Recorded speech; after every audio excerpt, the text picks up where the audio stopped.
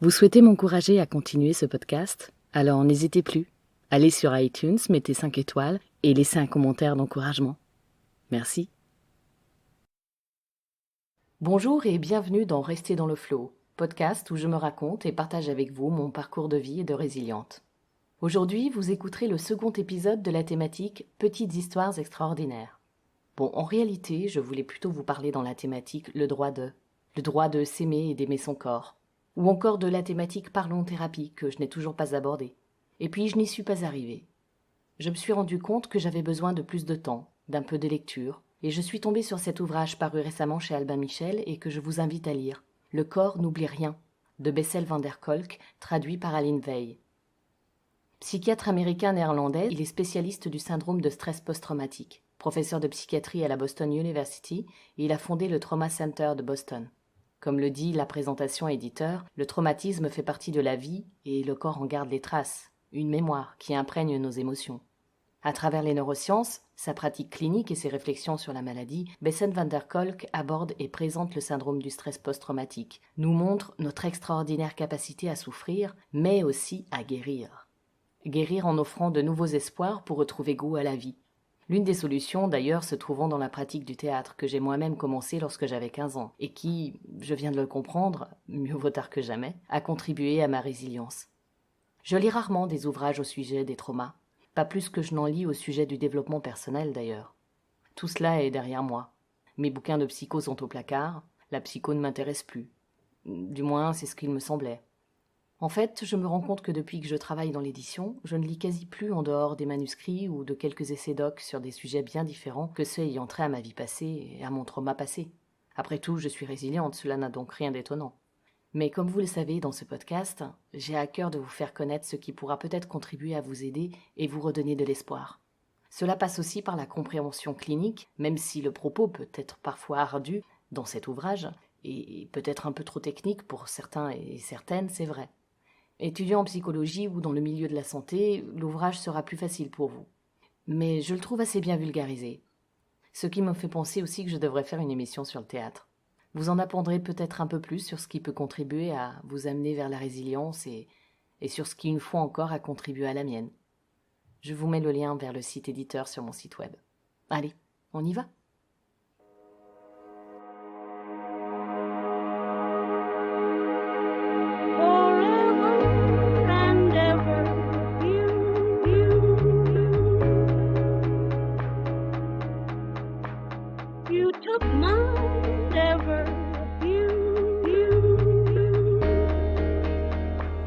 Bonjour et bienvenue dans Rester dans le Flow, podcast où je me raconte et partage avec vous mon parcours de vie et de résiliente. Je m'appelle Florence, j'ai 43 ans. Et comme on le dit dans le jargon actuel, je suis une mytho.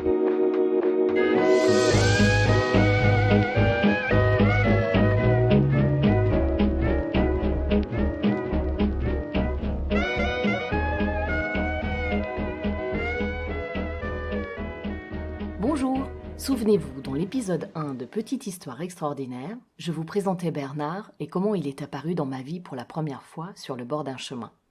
Cette entrée en matière me permettait de vous présenter ce que certains cliniciens nomment « amis imaginaires », tandis que d'autres, plus freudiens, parlent de moi, mêlés de surmoi, et d'autres encore d'expériences extrasensorielles, comme dans le manuel clinique des expériences extraordinaires, qui aborde le sujet concernant les personnes ayant subi un choc physique ou émotionnel important.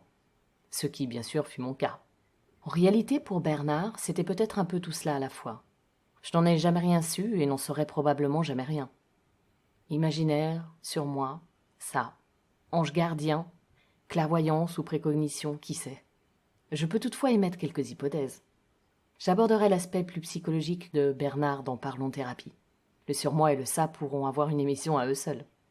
Mais de quoi parle-t-elle depuis tout à l'heure avec le surmoi ? Mais si, le surmoi. Vous savez, l'une des 3 instances de la personnalité qui agit sur le moi pour nous défendre contre nos pulsions, contre le ça. Le ça qui vous fait agir. Le surmoi, cette espèce de juge qui se développe à partir des interdits parentaux. Pour le moment, je préfère continuer de vous parler de Bernard comme je le ressens. Comme je le ressens encore parfois. Ou à nouveau, je ne sais plus. Un ange gardien, un accompagnateur, un ami de toujours qui au fil du temps m'a laissé vivre ma vie et s'est fait plus discret. Enfin, peut-être pas tant que cela. Je pense que j'ai mis une sorte de couvercle sur la casserole de parole. Donc cette expérience est celle d'une entité qui me parle, qui me parlait, qui vivait avec moi et qui m'a accompagné le temps qu'il fallait afin que je puisse enfin faire sans, ou que quelqu'un d'autre puisse m'accompagner à sa place. Dans tous les cas, si vous-même vous connaissez cela et le vivez au quotidien, si vous estimez être accompagné d'un ange gardien et que vous avez des anecdotes à ce sujet, n'hésitez pas à m'en faire part sur le site web Restez dans le Flow ou sur les réseaux sociaux. Qui sait, peut-être viendrez-vous un jour à ce micro pour en discuter avec moi, avec nous tous. Hypothèse numéro 1. Bernard, ange gardien. Je n'ai jamais caché la présence de Bernard à mes parents, et ça, en soi, c'est énorme. De l'avoir accepté de leur part, ce fut une aide extraordinaire. Combien de parents peuvent réellement et sincèrement accepter que leur enfant leur dise qu'il n'est pas seul, qu'il entend une voix, une personne qui lui parle, et à qui il peut se confier, sans porter aucun jugement, sans se dire « mon gamin est fou, que dois-je faire ?» Je pense vraiment que même maintenant, il n'y en a malheureusement pas tant que cela. Et même si c'est le cas, il y a plus de 30 ou 40 ans, ce devait être pire. J'ai eu la chance d'avoir une mère avec des compétences en psychologie. J'ai été élevée par mes parents, éduquée par eux, et pourtant je ne serais pas la même sans Bernard, sans ce truc que j'entendais. Combien de fois m'a-t-il permis de ne pas me perdre dans les méandres de mon cerveau d'adolescente torturée ? Combien de fois m'a-t-il sorti d'impasses, de situations stériles, me disant « Mais qu'est-ce que tu fais là, Flo ? Que vas-tu en tirer de bénéfique ? Il y a autre chose, Flo, qu'est-ce que tu es en train de faire à l'autre ?» Bon, ok, là, je suis d'accord, on a l'impression que cela tient plus du surmoi que d'un ange gardien, je vous l'accorde. Mais qu'en est-il lorsque ce ne sont pas ce genre de phrases, ce genre d'informations sur nous-mêmes que nous entendons dans notre tête ? Quand ce sont des informations personnelles sur autrui, sur des personnes que vous ne connaissez ni d'Ève ni d'Adam, et même finalement sur des personnes que vous connaissez aussi, que de toute façon, vous n'avez que 10 ans et que vous ne connaissez pas grand-chose de la vie. Pensez-vous sincèrement qu'il s'agit d'un surmoi qui vous informe ? Je veux bien avoir été fine psychologue dès mon plus jeune âge, mais entre nous, je n'y crois pas une seconde. Que devais-je faire de l'information donnée au sujet d'un couple venu dîner avec d'autres amis chez mes parents, tels que « Maman, je ne comprends pas ce monsieur et cette dame à table. Ce n'est pas elle, sa chérie. C'est pas elle qui est assise à côté de lui, c'est pas son amoureuse. » En gros, vous pouvez traduire par le mec assis là-bas à côté de sa femme. En fait, il en a une autre. C'est un menteur, maman. On peut en rire, n'est-ce pas? Sincèrement, on s'en contrefiche et on peut en rire. Nous sommes adultes, nous savons bien que la vie, ce n'est pas tout noir ou tout blanc. Ce n'est pas forcément un couple amoureux, ce n'est pas forcément un couple hétéro. La vie, c'est beaucoup de choses à la fois. La sexualité est multiple. Mais ce jour-là, moi, du coup, je prenais conscience lors d'un dîner amical, comme il y en avait très souvent chez mes parents, que les adultes n'étaient pas forcément ensemble, ou heureux ensemble, alors que tout semblait l'indiquer. Ce fut ma première notion de liaison extra-conjugale dans cette famille amie ricorée où je grandissais.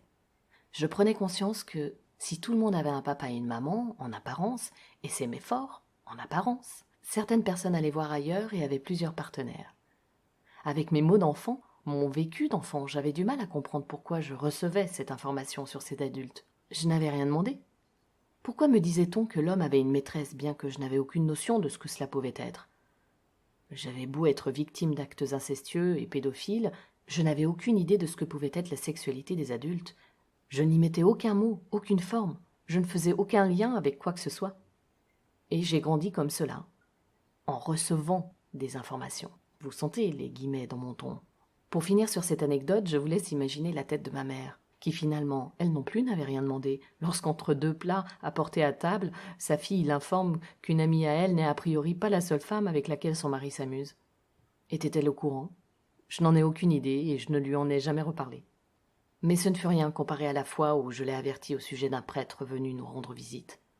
En écrivant ce texte, j'ai voulu savoir si j'avais rêvé tout cela, si je l'avais inventé ou si Bernard m'avait bien informé. Je vous confirme donc ce jour que oui, c'est une réalité et rien ne vient de mon imagination. Je me trouvais sur la terrasse de notre maison, dans mon village natal, et ma mère et cet homme discutaient aimablement. Je me souviens vaguement de cet homme que je trouvais grand et costaud.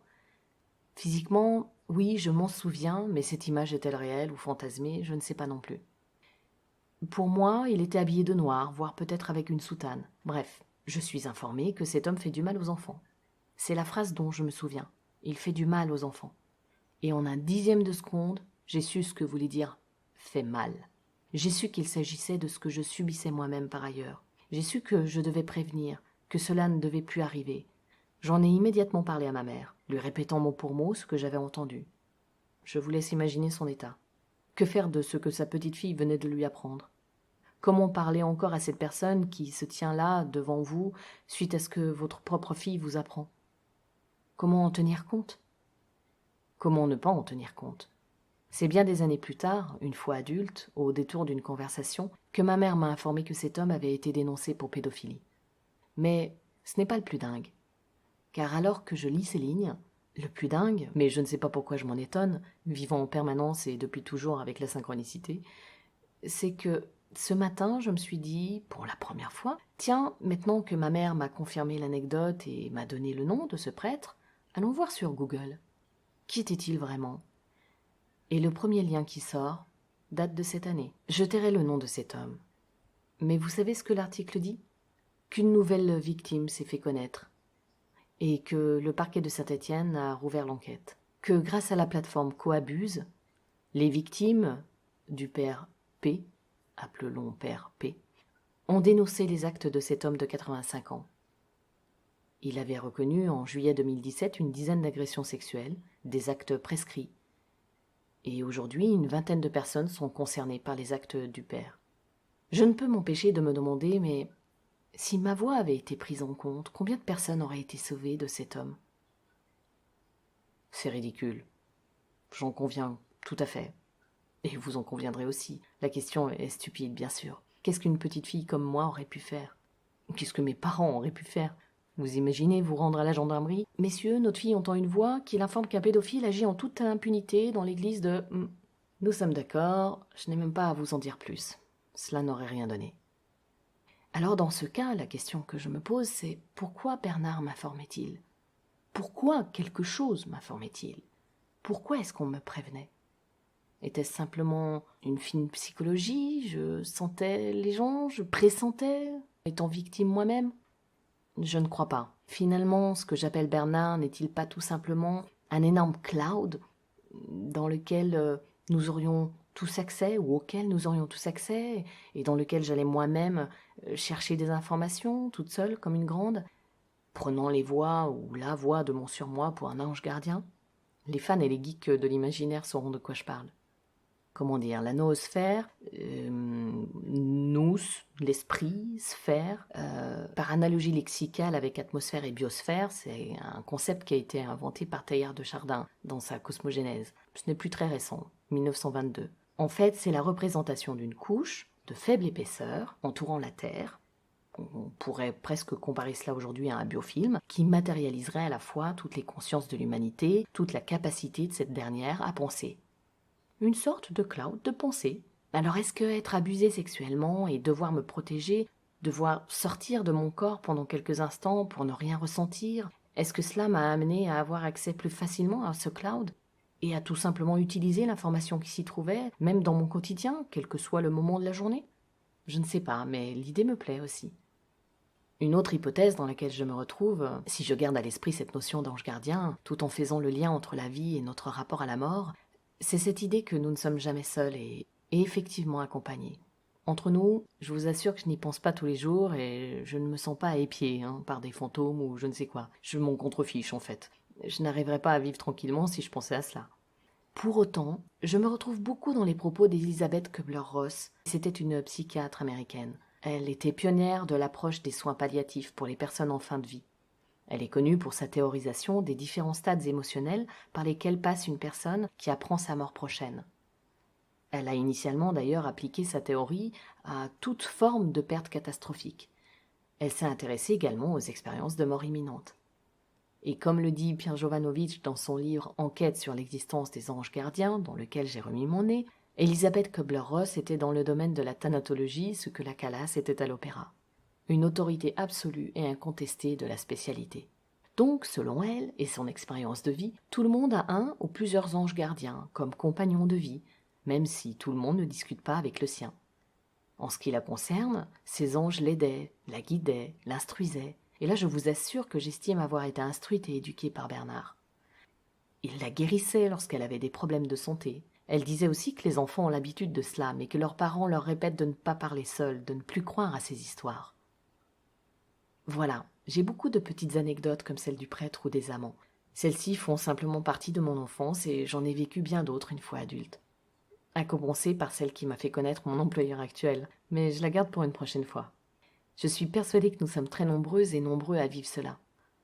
Ça jalonne ma vie, ça fait partie de moi. Je pense que Bernard est toujours aussi prévenant avec moi, même s'il y a bien des années maintenant que je ne fais plus cas de lui, à part à travers ce podcast, bien sûr. Et que si, comme moi, vous avez été victime un jour dans votre vie, il ne faut pas hésiter à s'appuyer sur votre ange gardien, si vous estimez en avoir un. Parce qu'au final, quoi que ce soit, si cela a un semblant de réalité, alors autant en profiter. Entre informations reçues et accompagnement, j'ai fait mon choix.